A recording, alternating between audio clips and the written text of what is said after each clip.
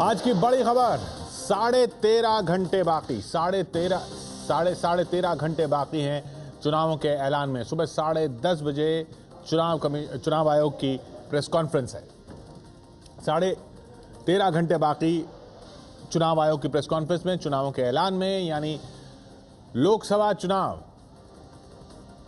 का कल से ऐलान होगा। आचार संहिता लागू हो जाएगी और काउंटडाउन शुरू हो जाएगा अगली सरकार का।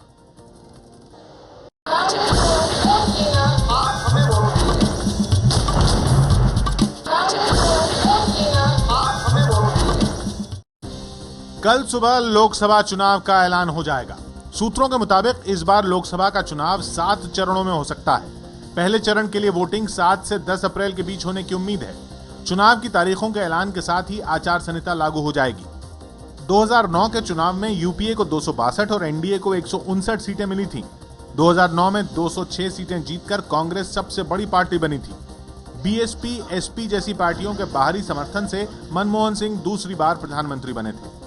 इस बार एनडीए और यूपीए का समीकरण बदल चुका है। एनडीए की ओर से जहां गुजरात के मुख्यमंत्री नरेंद्र मोदी प्रधानमंत्री पद के उम्मीदवार हैं, वहीं यूपीए ने अपने पत्ते नहीं खोले हैं। लेकिन ये माना जा रहा है कि सत्ता में आने पर राहुल गांधी ही यूपीए के प्रधानमंत्री होंगे। इस बार 11 दलों ने मिलकर तीसरा मोर्चा भी बनाया है। इसमें मुलायम, नीतीश और जयललिता जैसे महारथी शामिल हैं। इस बार के लोकसभा चुनाव में अरविंद केजरीवाल की पार्टी आम आदमी पार्टी भी अपनी मौजूदगी दर्ज कराने की तैयारी में है। लोकसभा चुनाव के लिए सभी दलों ने उम्मीदवारों को चुनने की प्रक्रिया भी शुरू कर दी है। बीजेपी जहां अपने उम्मीदवारों की एक लिस्ट जारी कर चुकी है, वहीं कांग्रेस भी पहली लिस्ट को अंतिम रूप देने में है। लोकसभा चुनाव के ऐलान से पहले एबीपी न्यूज नीलसन के ओपिनियन पोल में एनडीए को 236 सीटें मिलती दिख रही हैं, जबकि यूपीए को सिर्फ 92 सीटें। लेफ्ट को 29 सीटें मिलने का अनुमान है, जबकि अन्य को 186 सीटें मिलती दिख रही हैं। CNN, IBN और CSDS के सर्वे में एनडीए को 211 से 231 सीटें, यूपीए को 107 से 127 सीटें, जबकि लेफ्ट को 15 से 23 और अन्य को 117 से 195 सीटें मिलने का अनुमान है। तो अहम सवाल कि क्या होगा अगली सरकार का चेहरा। बड़ा सवाल यह है कि बीजेपी का जो मिशन 272 है वो कामयाब हो पाएगा। बीजेपी को आगे बताया जा रहा है, लेकिन क्या 272 तक पहुंच पाएगी? कांग्रेस क्या 100 सीटों से भी नीचे चली जाएगी? और 100 सीटों से नीचे चलेगी तो बाकियों को कितनी सीटें मिलेंगी? केजरीवाल क्या मोदी का खेल बिगाड़ सकते हैं? क्या वो बिगाड़ेंगे? तीसरे मोर्चे का क्या होगा? कितनी सीटें तीसरा मोर्चा पाएगा? ये अहम सवाल हैं। हमारे साथ यहाँ स्टूडियोज में मौजूद अशोक वानखेड़े साहब, हमारे साथ विजय विद्रोही, हमारे साथ मौजूद हैं अरविंद मोहन जी, और दलों से, पार्टियों से हमारे साथ कांग्रेस से मीम अफजल साहब, फैजल वारसी साहब समाजवादी पार्टी से, और सुधांशु मित्तल जी हमारे साथ बीजेपी से जुड़ रहे हैं। और बीजेपी को सबसे आगे माना जा रहा है। कितना आगे? क्या सिर्फ मोदी की ताजपोशी ही रह गई है अरविंद मोहन जी? देखिए, जो हालत मोदी के ताजपोशी की है और जो लहर उनकी बताई जा रही है, जो ओपिनियन पोल से आ रहा है, वो ग्राउंड से जो चीजें सिग्नल मिल रहे हैं उनसे कहीं पुष्ट नहीं हो रहा है। यानी आप कह रहे हैं कि ये आगे हैं वो, लेकिन जितना आगे बताया जा रहा है उतना नहीं है। नहीं, उत्तर प्रदेश में जो एक बड़ा प्रोग्राम उनके नाम पे चला, लोहा जुटाओ, 16 जिले 0 हो गए उसमें, और संयोजक ने माथा पीट लिया कि ये क्या हो रहा है। ब्लोवर की हवा है। जब हर बूथ पे कमेटी बनाने का अनाउंसमेंट हो गया तब यह हालत है। बिहार में चुनाव हुआ नहीं, 40 में से 15 सीटें उन्होंने दूसरी पार्टियों को दे दिया या दूसरी पार्टियों से आए लोगों को दे दिया। जब ऐसी हवा है, ऐसी आंधी है, तो उसमें के ये लक्षण बहुत अच्छे नहीं दिखाई। ग्राउंड से जो लक्षण आ रहे हैं, नहीं लक्षण तो, लेकिन कांग्रेस के और दूसरे दलों के भी अच्छे और बुरे हैं, तो और बुरे उस लिहाज से वो आगे तो हैं, आगे माना जा सकता है। और कांग्रेस के लक्षण और बुरे हैं, तो इसलिए अगले पार्लियामेंट का क्या रंग रूप होगा ये कहना थोड़ा मुश्किल है। पॉसिबल है कि तीसरे मोर्चे के दलों की ये लॉटरी खुल जाए। हाँ। कांग्रेस और बीजेपी होल्ड लगा के बिल्कुल अपने फेवर की सरकार बनाने में उनका इस्तेमाल। मैं बिल्कुल अरविंद जी का जो विश्लेषण है मैं बिल्कुल सही मानता हूं। यदि लहर होती तो फिर राज ठाकरे को साथ में आने की, नितिन गडकरी को बात करने की जरूरत नहीं होती, क्योंकि अकेले मोदी का ये भी तो हो सकता है कि वो लहर की वजह से नहीं, वो 272 तक जाने के लिए ये सब वही सवाल ये है। लहर उसको कहते हैं किशोर, जब आप 272 पार करो। लहर उसको कहोगे जब आप 80 में से 50 से 60 तक यूपी में ले लो। लहर वो है, ये तो हवा है। मैं मानता हूं कि बीजेपी बाकी दलों से ऐसी आगे आवाज है। जिससे सरकार बन रही हो वो वही हवा लहर नहीं, है। सवाल सरकार बनने का नहीं है। सरकार का जो मैजिक फिगर है उसको लेके बहुत सारी रिजर्वेशन है। मध्य प्रदेश, महाराष्ट्र की बात करें तो वहां राज ठाकरे साथ आने से उद्धव नाराज हो जाते हैं। सब बातें आपकी वही सही। बिहार में, सब बातें बिहार में, लेकिन सब जगह आगे, लेकिन सब जगह आगे सब आगे होना और वो मैजिकल फिगर, यदि तीसरा फ्रंट कांग्रेस और लेफ्ट मिलके यदि 300 सीटें क्रॉस 300 के आसपास पहुंचते हैं तो फिर आपका आगे होना कोई मायना नहीं रखता। इस देश में ऐसी भी सरकार रही नहीं है तो विजय कि जहां बीजेपी सबसे आगे थी, 300 नहीं विजय, सबसे बड़ी पार्टी होने के बाद 300 अपोजिशन में बैठी हुई थी। बाकी के 300 जो हैं या पौने 300 250 जो हैं, क्या वो इस स्थिति में हैं कि वो एक साथ हों? उनमें तो कैसे कैसे दल हैं। हाँ, वो आप बिल्कुल सही कह रहे हैं। जो तीसरे मोर्चा या संयुक्त मोर्चा या जो भी हम कहते हैं, वो हमारे यहाँ बीरबल की खिचड़ी टाइप उसे कहा जाता है। लेकिन बड़ी चीज ये है कि एनडीए, मोदी अच्छी तरह जानते हैं कि उनके पास प्रधानमंत्री बनने का और बीजेपी को सत्ता में लाने का इससे बेहतर, इससे सुनहरा मौका नहीं मिल सकता। लेकिन वो जानते हैं कि तमाम सर्वे के बावजूद दिक्कतें हैं, इसलिए एक एक सीट, एक एक जो वोट बैंक है उसको वो अपने पक्ष में करने में लगे हुए हैं, चाहे पासवान का मामला हो, चाहे फिर राज ठाकरे। तो आप ये मान रहे हैं कि वो आगे हैं, लेकिन वो पूरी। हाँ, मैं मानता हूं आगे और जो संख्या बल आएगा उसके बाद फिर तय होगा कि सबसे बड़े दल को राष्ट्रपति की तरफ से बुलाना। किशोर, और फिर कैसे एक हल्की बात ये कि आगे हैं कांग्रेस बीजेपी की लड़ाई जहां है वहीं, बाकी लड़ाइयों में भी वो आगे हों, ये कहना थोड़ा मुश्किल है। ये अहम सवाल। वही जोड़ तोड़ हो रहा है। अब हम दलों के पास चलते हैं। ये अहम सवाल, कांग्रेस और बीजेपी की जहां लड़ाई है, सुधांशु जी, एक आंकड़ा है 140 सीटें थी पिछली बार जहां आपकी और कांग्रेस की सीधी लड़ाई थी, यानी आप या तो पहले या दूसरे नंबर पर आए थे, कांग्रेस और आप। 140 सीटें, उनमें से 74 सीटें कांग्रेस ने जीती थी। अब वो 74 की 74 भी आप जीत लें तो भी आप 116 से 190 तक ही पहुंचते हैं। सुधांशु जी।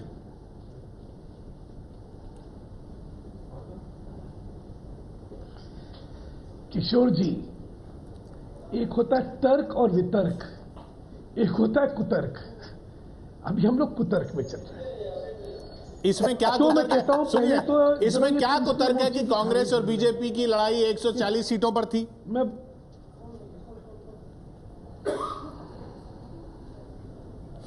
आगे बता रहा हूं ना, मेरी बात अगर आप पहले सुन लेंगे तो बड़ा अच्छा हो जाएगा। इस समय अगर भाजपा जिन सीटों पे आगे, अभी मैं इसलिए क्यों कहा मैंने कुतर्क में, वो बता देता हूं। देखिए, अभी जो चुनाव हुए 4 राज्यों में, इनमें से 72 सीटों पे चुनाव हुए। हमारे पास 30 सीटें थी, कांग्रेस के पास 42 थी। जी माना। कांग्रेस 8 पे आके रुक गई है, हम लोग 62 पे पहुंच गए हैं। बिल्कुल पहुंच गए। ठीक, एक बात। दूसरी बात, सारी लड़ाई जो है इस बार वो यूपी और बिहार की लड़ाई है। यूपी और बिहार की लड़ाई में कांग्रेस है ही नहीं। हम लोग 10 सीट पे थे यूपी में, आज हम लोग जो है 53 का जो हमारा नहीं तो यूपी बिहार में तो कांग्रेस पिछली को भी पार करने वाले। यूपी बिहार में तो कांग्रेस पिछली बार भी कुल मिलाकर 23 थी। सिर्फ बीजेपी से आगे थी, पिछली बार भी बीजेपी से आगे थी। यूपी बिहार दोनों जोड़ लिया जाए तो। मैं कुतर्क क्यों कहा, वही कह रहा हूं।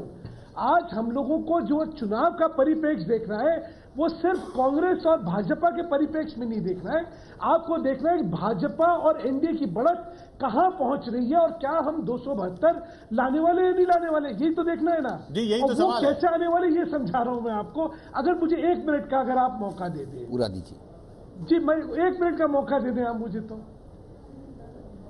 बिहार हमारी 12 सीटें थी, आज जो हमने वहां की स्थिति है और जो गठबंधन है वहां हम लोग 30 के ऊपर हम लोग जीतने वाले हैं, ये सबको सामने दिख रहा है।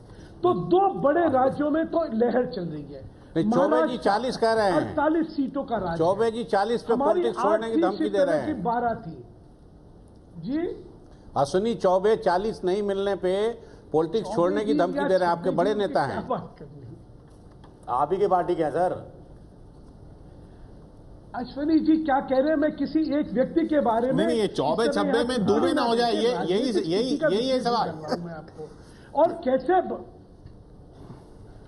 अब वो कौन डूबे होगा कौन नहीं होगा वो तो बाद में आएगा। पहले ये समझ ले कि हम लोग 272 से आगे कैसे जा रहे हैं, वो समझा रहा हूं मैं। नहीं, वो आंकड़ा ठीक है। देखिए, वो जब जहाज डूबता है तो बाकी सब लोग उसकी सवारी नहीं करते। आप जिस जहाज की बात कर रहे हैं उनसे तो बात कर लें। और जब सूरज उदय हो रहा होता है तो उसकी किरणें पाने के लिए सबको यहाँ पे इस बीच हमारे और ये इस बीच हमारे साथ शाजिया इल्मी भी जुड़ गई हैं आम आदमी पार्टी से, भाजपा के साथ और जो एनडीए के साथ हो रहे हैं। सबसे बड़ा खतरा आपको बताया जा रहा है कम से कम शहरी सीटों पर।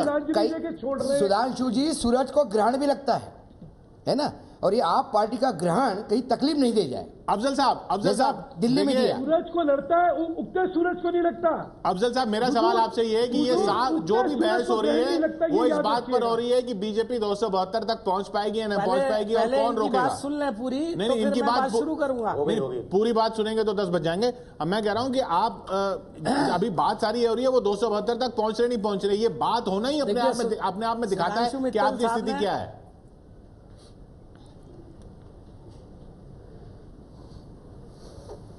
देखिए सुधांशु मित्तल जी जो अभी बात कर रहे थे, तो मैं इसको, दिल्ली में एक बड़ी पुरानी कहावत है कि शेख चिल्ली की बड़, ये शेख चिल्ली की बड़ के अलावा कुछ नहीं है साहब। अभी चुनाव हुए, देखिए अफजल साहब, देखिए अभी चुनाव हुए, लहर है, आपकी बात फिर भी सुन ली जाती नहीं, फिर तो आप 300 सीटें लेकर आ रहे हो। अभी 4 राज्यों में ये लहर देखी है ना, इसीलिए तो बात हो रही है। कम से कम उन 4 राज्यों में तो दिखी है। देखिए एक बात समझ लीजिए, इस लहर में दिल्ली के अंदर क्या हुआ था वो भी जरा बता दें आप मुझको। हाँ वो वहां से तो ये दिल्ली उसी सवाल के लिए तो शाजिया के पास जाना है। सेंटर का दरवाजा समझ रहे थे और ये ऐलान किया था बाकायदा। दिल्ली में 5 सीटों तो जाइए आप शाजिया के पास भी जरूर जाइए, लेकिन मैं आपको बता रहा हूँ दिल्ली में क्या हुआ। अरे साहब आप उनके नुकसान से खुश हो रहे हैं, मैं आपका सवाल पूछ रहा हूँ आपका क्या हुआ वो तो देखिए। इसलिए लहर जो थी, उसकी लहर की हवा दिल्ली में क्यों निकली? आपने नहीं निकाली ना। अरे वो आपने नहीं निकाल, आप नहीं निकाल पाए ना, आपने निकाली, आपने नहीं निकाली। लोकसभा में हम लोग जीते। अरे अब मैंने कब दावा किया कि हमने निकाली? तो आप दूसरे के नुकसान पे क्यों खुश हो रहे हैं? मेरा यही तो सवाल है, आप दूसरे के नुकसान, आप सिर्फ बीजेपी के, भारतीय जनता पार्टी में बीजेपी के रास्ते में जो रोड़े हैं उन्हीं पे खुश हैं आप अपनी उपलब्धियों की बात करें। के लिए बहुत लोग बैठे हुए हैं।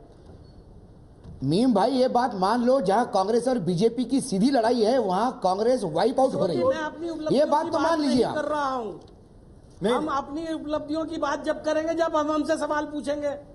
अभी तो आप भारतीय जनता पार्टी की लहर की बात कर रहे थे, तो मैं ये कह रहा हूं कि भारतीय जनता पार्टी जिस लहर को, जिस बढ़त को, हर स्टेट के अंदर इस बढ़त को अरविंद केजरीवाल ने भी माना, अरविंद केजरीवाल ने भी माना कि बढ़त है, बढ़त है। 13.5 घंटे बाद चुनाव का ऐलान हो जाएगा। हमारे साथ तमाम नेता मौजूद, यहाँ विश्लेषक मौजूद। हम बात कर रहे हैं शाजिया इल्मी और फैसल वारसी साहब से। अब शाजिया, आपका खेल क्या है? आप क्या सारी सीटों पर चुनाव लड़ रही है?